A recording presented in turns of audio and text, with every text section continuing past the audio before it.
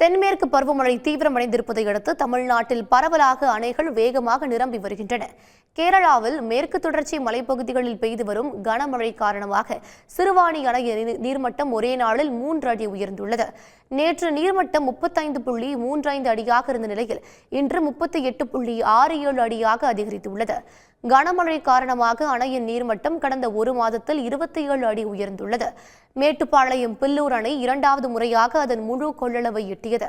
100 அடி கொள்ளளவு கொண்ட அணையில் தற்போது நீர்மட்டம் 97 அடியாக உள்ளது. இதைத் தொடர்ந்து வினாடிக்கு 16,000 கன அடி உபரி நீர் மேட்டுப்பாளையம் பவானி ஆற்றில் திறக்கப்பட்டுள்ளது. இதனால் கரையோர மக்கள் பாதுகாப்பாக இருக்க வருவாய்த்துறை அறிவுறுத்தியுள்ளது.